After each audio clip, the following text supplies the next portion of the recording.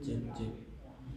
Bismillahirrahmanirrahim. Assalamualaikum warahmatullahi wabarakatuh. Semoga pengawasan dan menika kita wiwiti kanthi wawasan basmalah sarangan. Bismillahirrahmanirrahim. Alhamdulillahi summa alhamdulillah. Alhamdulillahilladzi khalaqal mauta wal hayata liyabluwakum ayyukum ahsanu amala.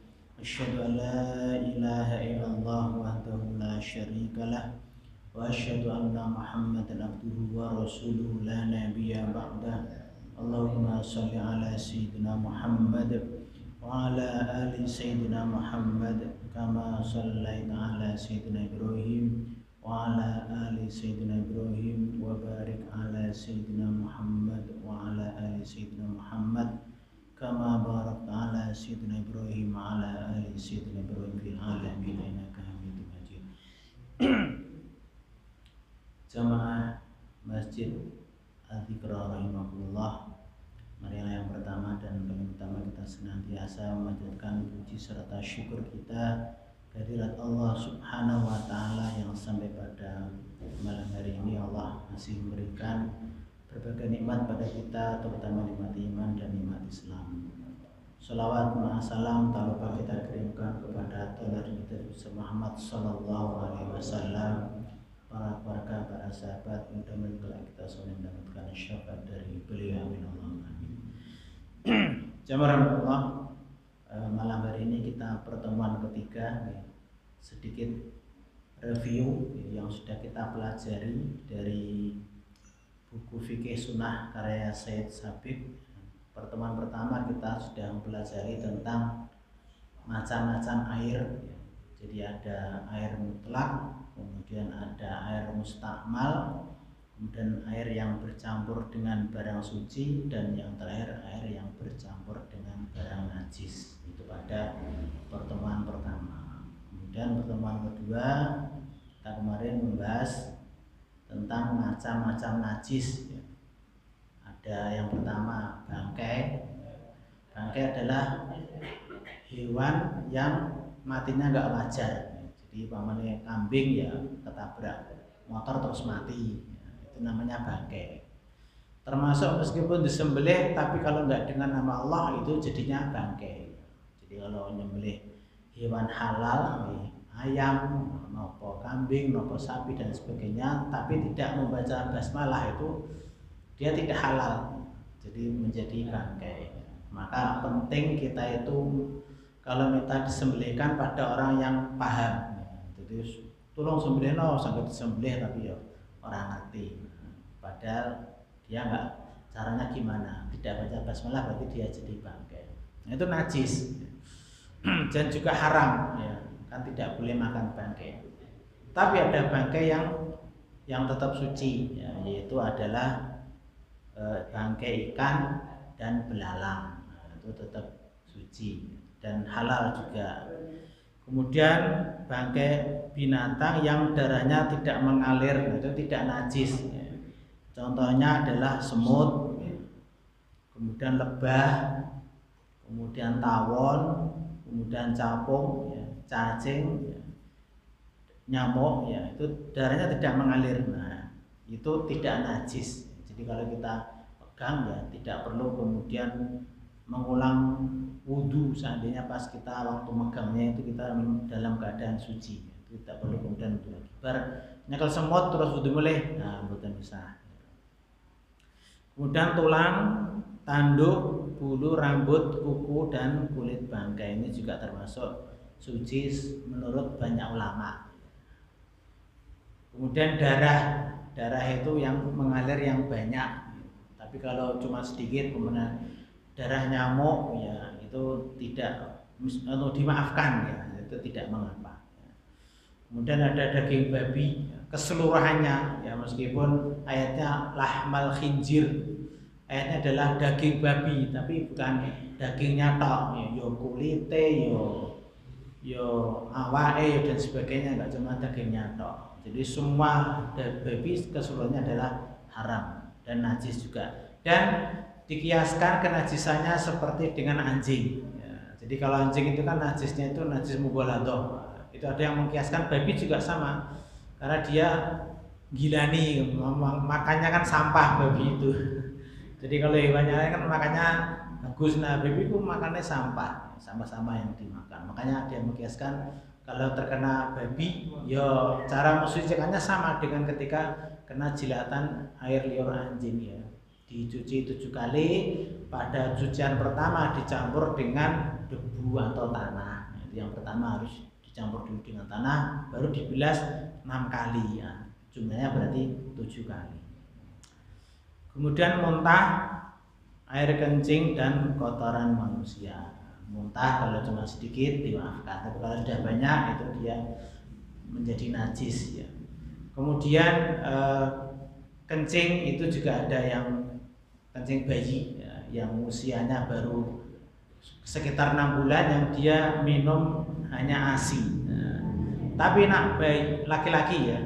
Tapi nak bayi kok minumnya susu formula, itu pun sudah di luar gitu.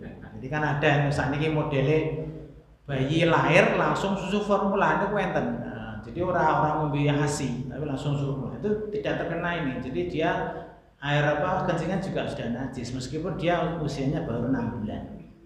Tapi kalau usia 1 sampai 6 bulan dia belas sama sekali nggak pernah kemasukan selain ASI.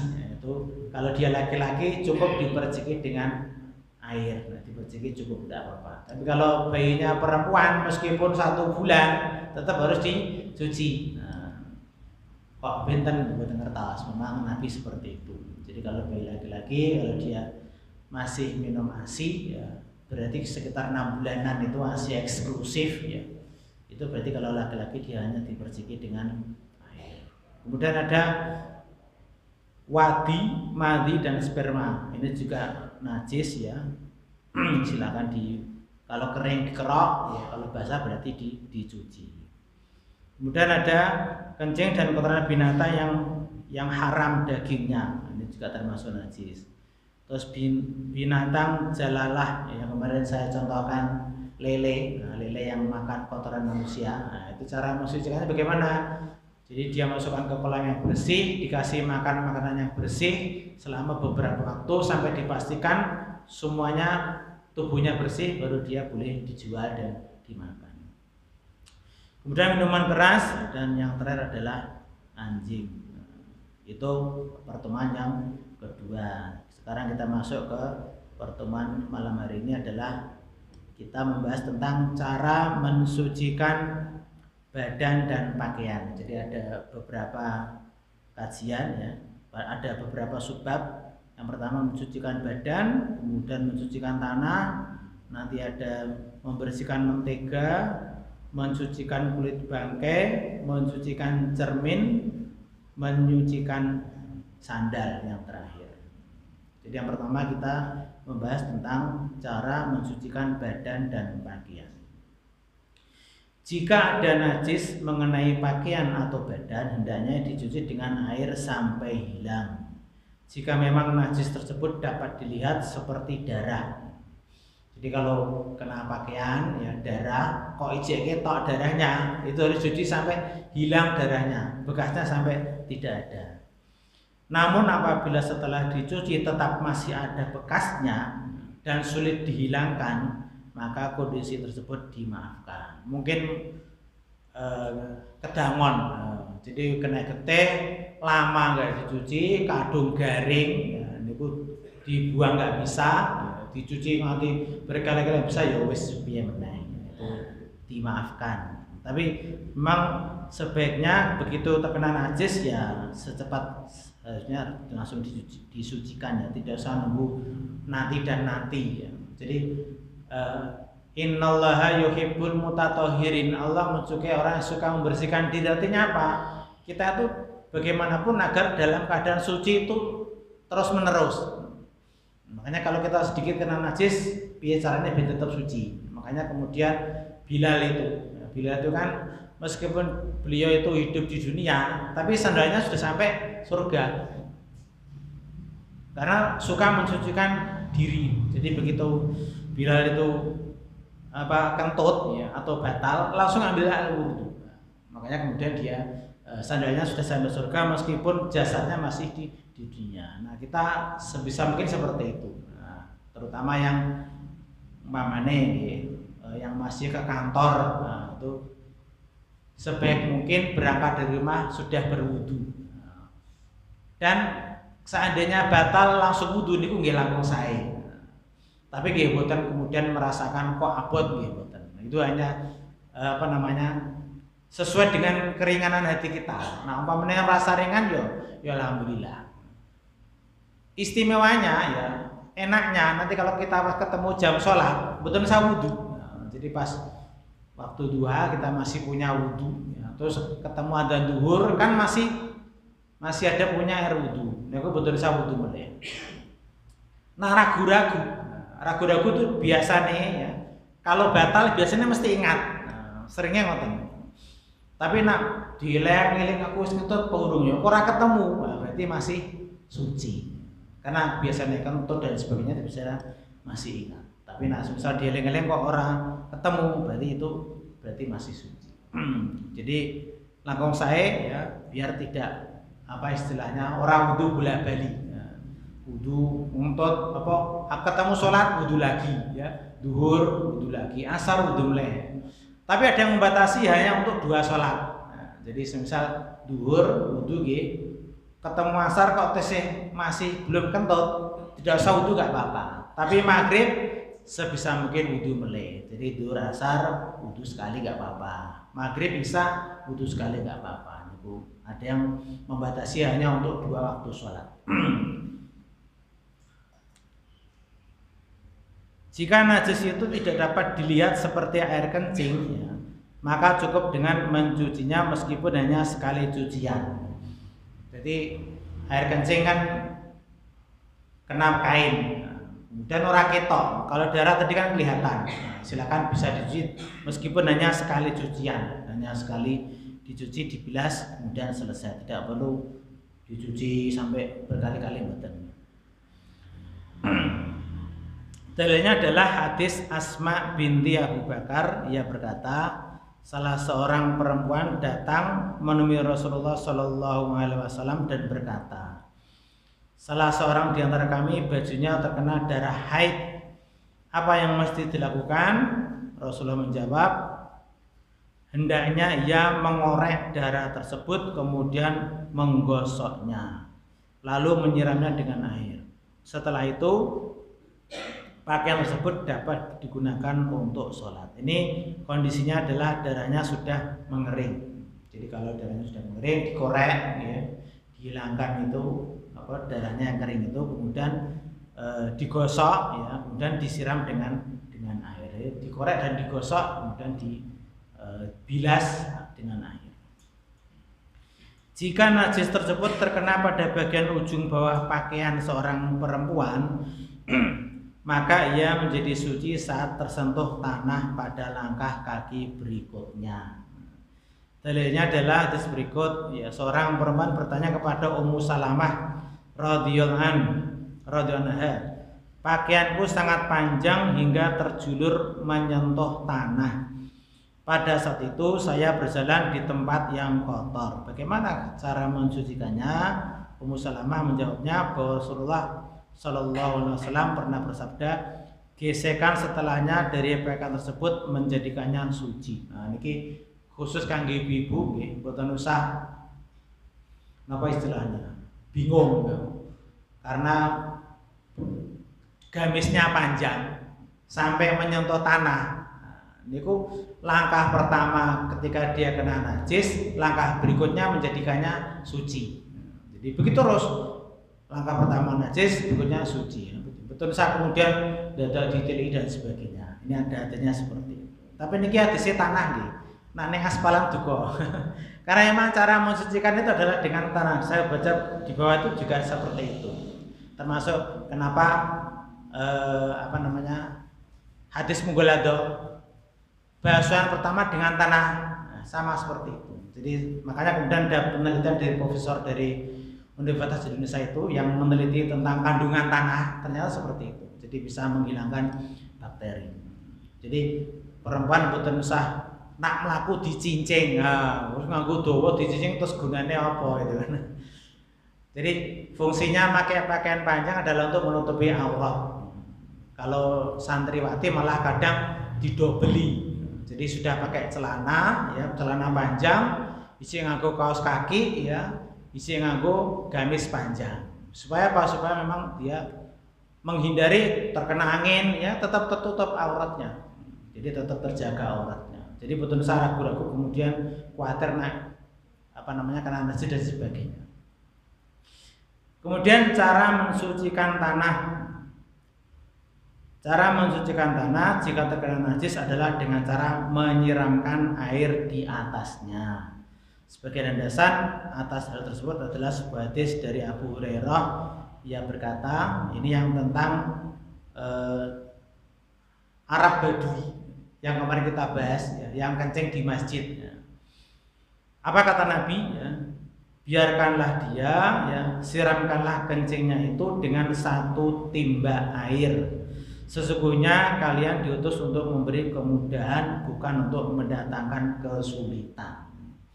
Karena zaman itu Masjid Nabawi masih berupa pasir. Jadi belum ada keramik, derengan tegel, derengan rolaan, derengan semen dan sebagainya. Masih bentuk pasir. Makanya kalau ada pipis di situ najis, langsung disiram dengan 1 timba air sudah bersih. Jadi hilang meresap ke dalam. Ini sudah bersih. Termasuk tanah kita juga bisa dikiaskan. Kemarin kita korban ya, kemudian ada tanah yang kena darah ya, tinggal disiramkan aja di situ dengan air. Nah, jadi dikosek ya kangelan ya, Allah mah dikosek. Tapi kalau keramik kan bisa ya, dibersihkan, dikosek sampai bersih. Tanah yang terkena najis juga menjadi suci dengan sendirinya apabila telah kering, ora kober, disiram, wis kadung garing. Nah, ini sudah menjadi bersih. Demikian juga benda yang berada di sekelilingnya seperti pohon dan bangunan. Abu Kilabah berkata, keringnya tanah menjadikannya suci. Aisyah berkata, tanah yang terkena najis akan menjadi suci bila sudah kering. Tapi nak umpamane ya, istilah contoh nggih pohon. Pohon itu kan biasanya gue sasaran pipis sopir. Nah ambune pesing ya tetap naisa ya aja ning kono, maksudnya nak mau dibersihkan ya dibersihkan ya. Kan memang najis kan bisa hilang ketika tidak ada baunya, tidak ada warnanya ya, tidak berubah zatnya. Tapi kalau masih pesing berarti kan aja pripun masih ada baunya. Berarti ini konteksnya adalah mungkin karena tanah dia kena darah atau kenapa ya, kemudian dia belum sempat disiram, dia sudah kering. Sementara tanah itu kalau kena angin juga dia tertutup juga, jadi campur tanahnya. Maka kemudian ini dari Aisyah seperti itu. Hal ini berlaku apabila benda najis mengenainya berupa cairan, tetapi jika benda najis yang mengenainya telah membeku dan membekas, maka cara mencucikannya adalah dengan membuang najis yang menempel. Nah ini yang membekas nih kok, pohon dikencingi, membekaskan baunya, itu harus dibersihkan sampai hilang baunya.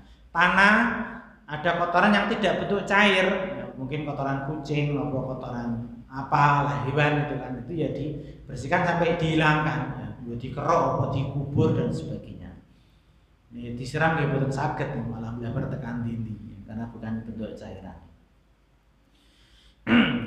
Kemudian cara membersihkan mentega dan sejenisnya. Dari Ibnu Abbas radhiyallahu dari Maimunah radhiyallahu ia berkata Rasulullah sallallahu alaihi wasallam pernah ditanya mengenai tikus yang terjatuh ke dalam mentega. Beliau menjawab, buanglah tikus itu dan bagian yang berada di sekitarnya. Setelah itu makanlah mentega itu. Jadi kalau mentega mungkin yang piring atau yang mangkok ya ketiban tikus blok, nah itu dia buang tikusnya dan sekitar tikus. Mboten usah kabeh dibuang semua, nggak usah.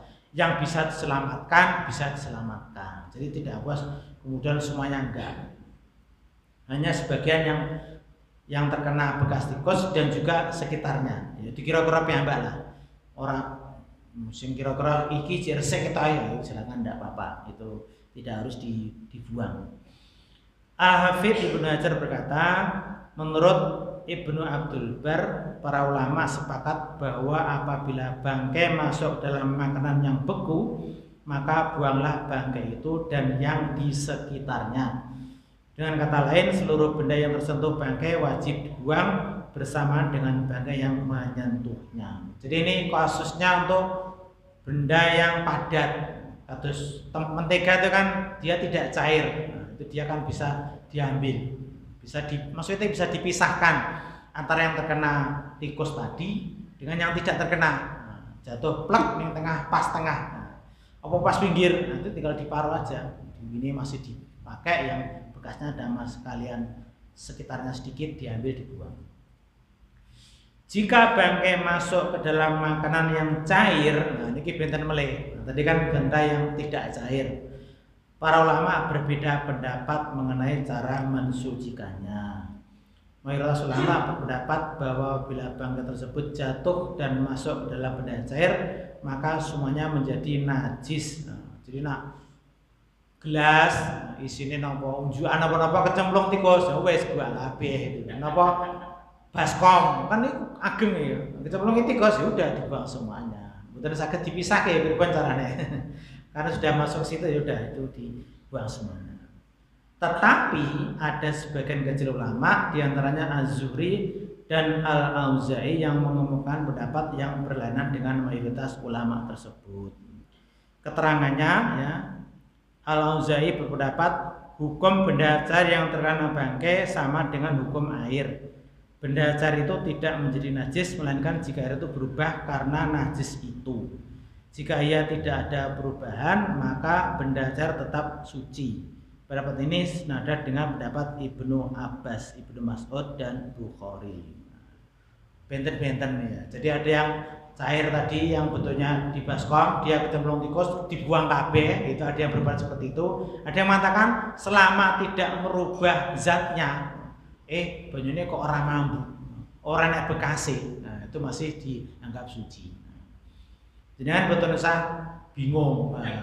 Yo sing mangertos sing ndi. Tak mayuribuk ila malayuribuk. Tinggalkan yang meragukan, ambil yang tidak meragukan dan tinggalkan yang meragukan. Sing ora ragu ya iku sing diambil. Diyakinkan dulu, aku saya yakin sendi, itu silakan. Namanya fikih seperti itu. Contoh perbedaan seperti menyentuh wudu, kemudian bersentuhan dengan perempuan. Itu kan ada perbedaan pendapat. Ada yang mengatakan bersentuhan dengan perempuan itu batal wudune. Ada yang mengatakan boten batal karena dikiaskan dimaknawi, sentuhannya secara maknawi. Maksudnya menyentuh itu adalah jima atau hubungan badan. Tapi yang satu menyatakan yo nyentuh yo dengan jima apa enggak ya tetap batal. Nah monggo jenengan betul saya kemudian bingung yang diambil yang yakin mana silakan. Nah di sekolahan biasanya itu cah SD terutama dulu saya ngajar di TAI ini udah timbul dolanan. Jadi calana gerbar wudu cekle cah itu wudu meneh. Tinggal guyon tuh wudu lagi, nah kasihan kan. Terus tak jelaskan ora usah wudu Mas. Ya yang perempuan kan ada pendapat yang membolehkan itu tidak batal. Ada yang mengatakan itu adalah batal. Tapi nanti sudah digudulanan kan kasihan cah lanang kan. Nggur wudu tekan ketemu cah itu dikejar.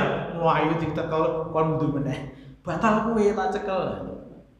Jadi silakan betul usah bingung ya, silakan mau mantap yang mana itu yang jenengan pakai. Karena itulah namanya fikih. Jadi perbedaan adalah rahmat. Jadi adanya perbedaan adalah rahmat. Mboten kemudian kok ngono kok ngene nggih, mboten nggih. Contoh kunut nggih saya mawon ya. Kunut ada yang mewajibkan dalam tanda petik ya. Jadi nek ora kunut sampai sujud sahwi, salat subuh niku. Tapi ada yang mengatakan bid'ah. Kan aneh kan iku. Padha-padha Islame kok ternyata beda-beda ya mboten sangoten niku. Wong sakniki malah ora ring masjid, malah ora salat subuh. Jadi kan ora ribut kunut meneh ya, ora tau salat subuh dadi ora sah. Nah riyen kan jek do ribut gara-gara sing ring masjid katese kathah. Kemudian Cara menyucikan kulit bangkai. Kulit bangkai baik bagian luar maupun dalam dapat disucikan dengan cara menyamaknya. Ini berdasarkan pada hadis Ibnu Abbas bahwasanya Rasulullah bersabda, jika kulit bangkai telah disamak maka ia menjadi suci. Jadi disamak itu dibersihkan, dikerok, gitu kan. Dihilangkan daging-dagingnya sampai kering, tinggal kulitnya tok, kemudian dipanaskan sampai kering, kemudian kadang dikewe beduk, dibuat tas dan sebagainya. Itu meskipun dia bangkai, maksudnya ada kambing atau sapi, dia matinya tidak halal, ya ketabrak apa mati, itu kan bangkai. Nah kulitnya menjadi bersih ketika sudah disamak. Itu seperti itu. Jadi bisa dipakai untuk perhiasan dan sebagainya. Tinggal sholat nggih mboten napa-napa, dibawa masuk masjid ya tidak apa-apa kalau kulitnya sudah disamak menjadi suci. Kemudian cara menyucikan cermin dan sejenisnya. Cara menyucikan cermin, pisau, pedang, kuku, tulang, kaca, bejana yang mengkilat dan setiap kepingan yang licin adalah dengan cara mengusapnya sehingga bekas najis yang menempel padanya hilang. Para sahabat pernah mengerjakan sholat sambil membawa pedang yang terkena darah dalam peperangan. Mereka mengusap mata pedang yang dibawanya dan cara seperti ini mereka anggap sudah cukup untuk mensucikannya. Jadi sholat gawa pedang. Pedang ini kok tesenten ketiye ini tinggal diusap saja. Seperti yang tadi itu, kalau masih bisa dikerok, kalau sudah kering dikerok itu bisa. Tapi kalau dia masih basah, ya, kalau dia di tempatnya mengkilap, ya, tadi contohnya kan ada cermin, ada pisau, ada pedang, ada kuku, tulang, kaca, atau nasan ini keramik dan sebagainya. Itu tinggal mengusap saja. Itu sudah cukup untuk mensucikan. Betul saja cuci dan sebagainya. Salajengipun cara menyucikan sandal. Cara mensucikan sandal dan sepatu yang terkena najis adalah dengan menggosokkannya ke tanah sampai bekas najis yang menempel padanya hilang. Sebagai landasan atas hal ini adalah sebuah hadis yang bersumber dari Abu Hurairah di mana ia berkata bahwasanya Rasulullah Shallallahu Alaihi Wasallam bersabda, jika salah seorang di antara kalian menginjak kotoran dengan sandalnya, maka tanah yang dipijak dapat mensucikannya. Dalam riwayat lain disebutkan, jika seseorang menginjak kotoran dengan kedua sepatunya, maka tanahlah yang akan mensucikan keduanya. Juga hadis yang bersumber dari Abu Sa'id Al-Khudri, ia berkata, Rasulullah SAW bersabda, jika salah seorang di antara kalian pergi ke masjid, hendaknya ia membalikkan kedua sandalnya dan memperhatikan bagian telapak. Jadi riyen kan niku kula atur iki belum ada keramik masjid, masih pasir. Dan sahabat itu sholatnya pakai sandal. Sandalnya jadi tinggal di masjid gitu kan. Maka ketika begitu mau masuk masjid dibuka dulu, mungkin ada najis pora gitu kan. Ketika ada najis silakan digosokkan ke tanah atau ke pasir. Jika terdapat kotoran hendaknya menggosokkannya ke tanah, kemudian ia dibolehkan memakainya untuk sholat. Makanya ada namanya mengusap khuf. Ya, jadi wudhu tidak usah melepas sepatu, tinggal diusapkan aja. Ya, ora usah terus anggur wudhu copot sepatu nih, betul sah. Ya, jadi sepatunya ketika dia sudah suci, ya, bersih, tidak ada kotoran, tinggal diusap mawon. Itu pun nangsal sholat menggunakan sepatu atau sandal. Nah saniki betul sah. Jadi sandalnya kena najis yo, teng mriku tengok-tengok kan, jadi kan mlebet copot ya. Sini nggak usah pakai sandal. Tapi nggih ini memang dibersihkan, gitu kan. Mosok ame nggawa najis kemana-mana kan yo pripun. Tapi kalau nggak ketahuan nggih purun boleh. Jadi namanya nggak tahu itu dimaafkan. Sepatu dan sandal merupakan benda yang seringkali terkena najis. Oleh karena itu untuk mensucikannya cukup diusapkan pada benda kasar. Sebagaimana halnya beristinja dengan batu atau benda padat lainnya. Bahkan cara untuk mensucikannya bisa dibilang lebih mudah daripada istinja, karena istinja butuh 2 atau 3 batu, sementara sandal hanya menggosokkan ke benda padat. Jadi istinja ini kan harus ada hadis mengatakan minimal witir, 3, 5, 7. silakan dibersihkan. Tapi nak sandal hanya digosokkan aja ya. Lebih berat istinja. Kalau sandal kena najis tinggal digosokkan pun sudah membersihkan. Beberapa hal yang sering dijumpai dalam kehidupan sehari-hari. 1.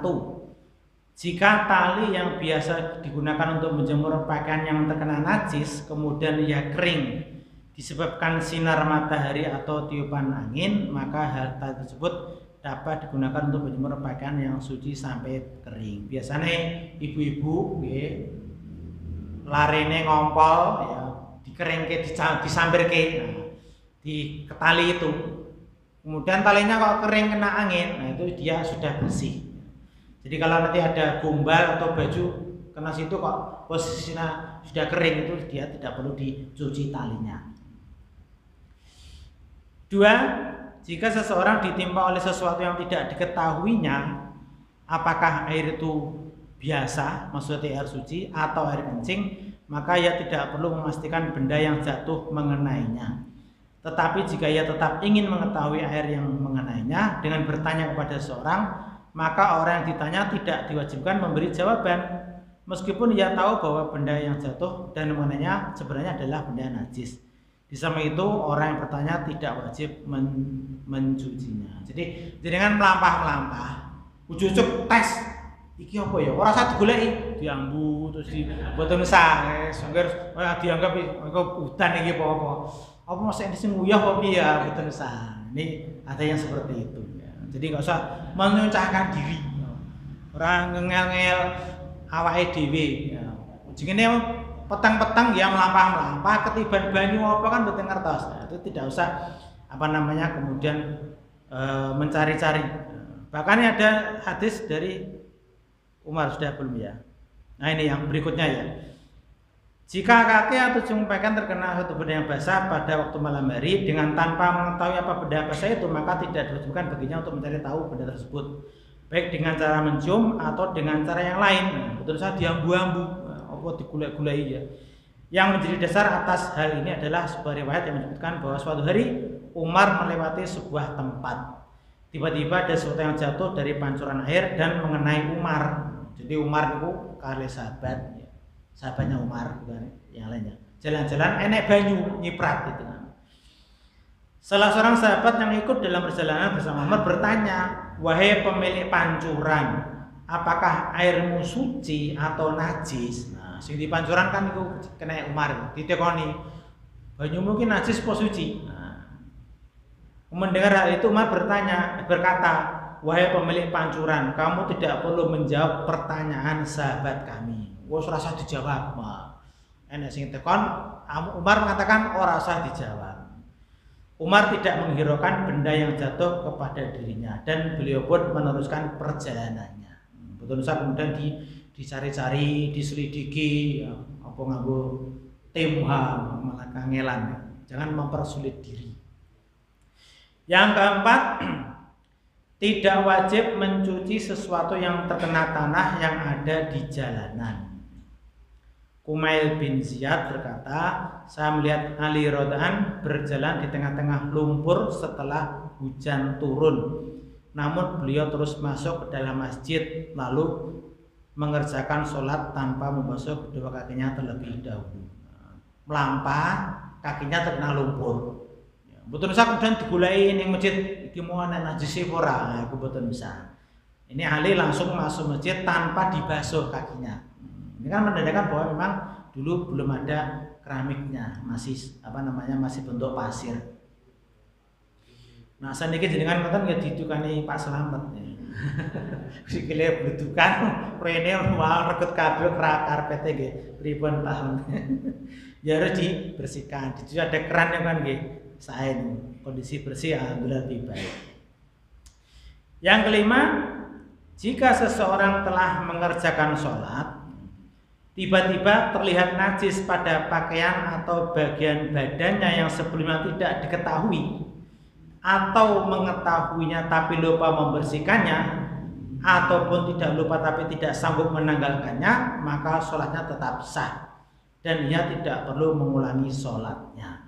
Sebagai landasan atas hal ini adalah firman Allah, dan tidak ada dosa atasmu terhadap apa yang kamu khilaf padanya. Inilah pendapat yang dikemukakan oleh mayoritas kalangan sahabat dan tabi'in. Pas sholat ya, terus di tengah-tengah sholat baru kelingan ya, nak enek najis tapi urung diresiki pas sholat.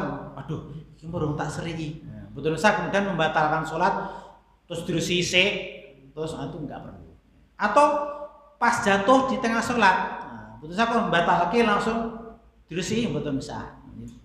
Dengan dasar adalah walaysa alaikum junahun fima akhtatum bi, dan tidak ada dosa atasmu terhadap apa yang kamu khilaf padanya, insyaallah dimaafkan.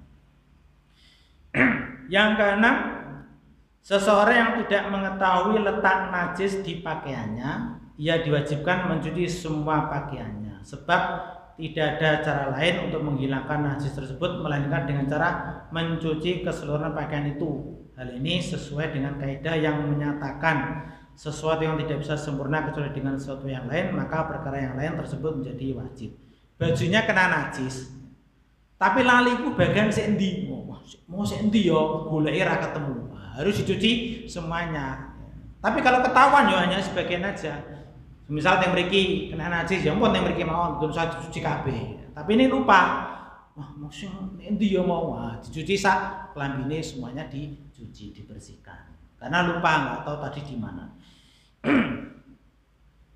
Nomor 7. Jika pakaian milik seseorang bercampur antara yang suci dengan yang terkena najis sehingga ia ragu saat memilih mana yang suci dan mana yang terkena najis, maka ia diharuskan memilih pakaian yang dianggap suci sesuai kemantapannya. Namun ia hanya boleh memakainya untuk sekali sholat saja, baik pakaian yang ada itu sedikit ataupun banyak, karena masalah ini sama halnya dengan menentukan arah kiblat. Wes dipisahke klambi sing nek najis sama yang enggak kena najis, tiba-tiba anaknya datang dicampur. Wow, dolanan jenenge bocah kan. Ibuke lho, iki mau mbok campur piye? Sing najis sing ndi? Waduh, piye iki? Itu boleh diambil salah satu, tapi untuk sekali sholat. Meskipun sing diambil kebetulan sing kena najis. Dilalai cukup sing kena najis. Dienggo sholat cuma sekali tok. Sisane ya dicuci kabeh, dicampur aduk ora ngerti. Kan enggak tahu ya. Jadi kumpul baju bersih karo wis dipisah ya. Bojone cah cilik kan ora ngerti. Ampun didukane jenenge bocah ra ngerti mosok didukane jenenge cacil ngerti. Dicampur ya, kemudian kita nggak tahu itu boleh diambil yang kena, meskipun yang pas ngambil ternyata baju yang kena najis. Itu dipakai hanya untuk sekali sholat. Betul, untuk 2 kali dan 3 nggak boleh, hanya untuk sekali sholat.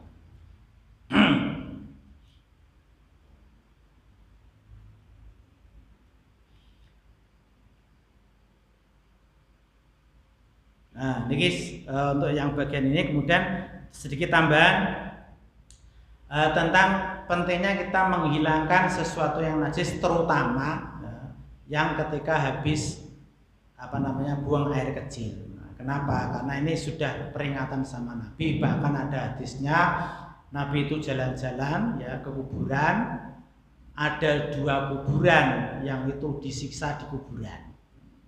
Kemudian Nabi ngambil pelepah kurma ya, 2 masing-masing ditetapkan di kuburan tadi itu, satu di satu ini, satu di sebelahnya. Kemudian Nabi mengatakan, orang ini di kuburan ini yang satu ini dia disiksa karena dia tidak membersihkan kemaluannya saat dia buang air kecil. Yang satu dia disiksa karena dia namimah, adu domba. Saya berharap selama pelepah kurma ini masih basah, siksanya diringankan sama Allah SWT. Ini berarti pentingnya kita untuk menjaga kesucian diri, terutama non sewu. Biasanya nampun sepuh-sepuh wis tua banget, nah ini kok guyu wae metu, guyu sithik ketut keluar itu pipisnya, nah, itu kan bahaya. Ya. Nah, itu harus sering dicek. Ya. Jadi pas kebetulan mau ke masjid, wis adzan dicek dulu mambu ora, pesing ya salin. Kalau pakai pempes ya pastikan ketika di masjid sudah ganti pempes. Ya. Jadi kan pas ning griya biar celananya itu dia tidak kena najis kan pakai pempes biasanya namun sepuh wis manula umure 100 piro gitu kan. Nganggo pempes kan enten gede nih kan, pempes besar untuk manula kan ada. Itu dipakai ya untuk di rumah nggak apa-apa aktivitas. Tapi ketika sholat ya dicek, iki wis metu apa urung, pempesnya itu sudah ada najisnya apa belum. Kalau sudah najisnya diganti dulu, kemudian sholat. Kok pas setengah sholat kok keluar, itu insya Allah dimaafkan. Statusnya seperti istihadah. Istihadah kan seperti itu kan penyakit. Jadi orang haid ya sudah habis masa, maksudnya biasanya kan 7 hari. Ini 15 dina aku ora mandek, ketake jek metu. Nah, itu dibatasi 15 hari, sisanya berarti darah istihadah. Nah, caranya nak salat dipepetke. Jadi wes andang langsung ndang gage diresiki ya, kemudian salat gitu kan. Pas salat kok metu itu insyaallah dimaafkan. Sama tadi itu ya, orang tua itu kan dia wis beda ya. Seperti anak kecil itu kan jadi kalau kita itu kan kononnya kan kembali ke bayi lagi. Jadi nak cilik gampang ngompol, namun sepuh nggih sanjange ngoten, ya, gampang ngompol, sithik-sithik ngompol. Maka kemudian ketika ke masjid harus dicek dulu kondisinya iki ku resik apa mambu pesing. Ketika bau pesing maka harus dibersihkan. Karena saya pernah mampir ke masjid, jejer tiang sepuh niku sarungnya pesing. Niku nate saestu, wis tuwa bapake niku sepuh banget mlaku wis kangelan. Bapak iki putune iku ngandani apa ora. Jadi sarungnya itu baunya pesing. Artinya apa? Dia tidak perhatian pada seperti itu. Makanya hati-hati. Padahal kan ada hadisnya seperti itu. Barang siapa yang dia bersih-bersih tapi dia nggak sampai bersih maka dia terkena siksa kubur. Naudzubillah summa naudzubillah. Mudah-mudahan kita semuanya bisa senantiasa menjaga kesucian terutama ketika kita dalam keadaan mau menghadap Allah Subhanahu wa taala atau dalam keadaan sholat. Amin Allahumma amin. Makatan dengan segala kalau terakan kita tutup dengan bacaan alhamdulillah dan kafir majlis. Alhamdulillahirabbil alamin. Subhanakallahumma wa bihamdika asyhadu an la ilaha illa anta astaghfiruka wa atubu ilaik. Assalamualaikum warahmatullahi wabarakatuh.